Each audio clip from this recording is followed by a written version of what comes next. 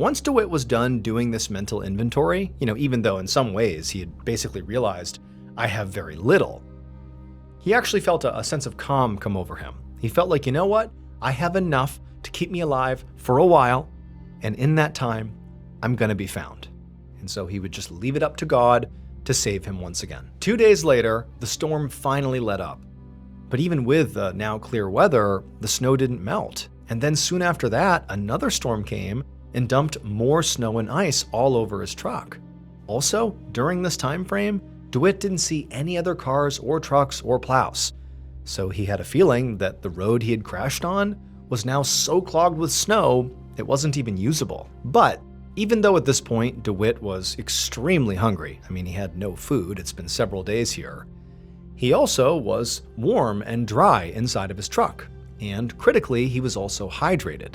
He'd been drinking plenty of melted snow, so he was, surviving as best as he could. And then also, to ward off all the negative, intrusive thoughts about what could happen to him out here, Dewitt had begun to pass the time by meticulously crossing off the days in his yearly planning calendar and also writing letters. Dewitt always carried around pen, paper, and envelopes inside of his work bag, which he obviously had with him.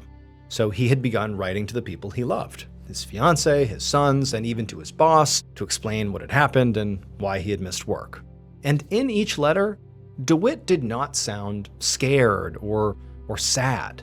In fact, if anything, he seemed rejuvenated. He seemed happy. He would reflect on how much love and joy was in his life and how lucky he was to have that. And he would tell the people he was writing letters to, like his fiancée and sons, that he really wasn't worried.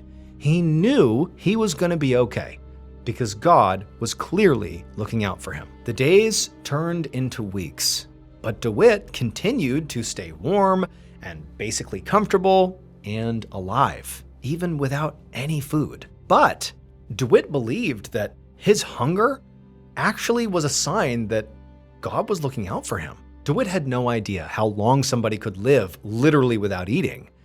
But after 2 months, Dewitt had tracked the days in his calendar. 2 months had gone by. Dewitt felt like, I should be dead. I haven't eaten in 2 months. But he wasn't dead. And he felt like that was a sign.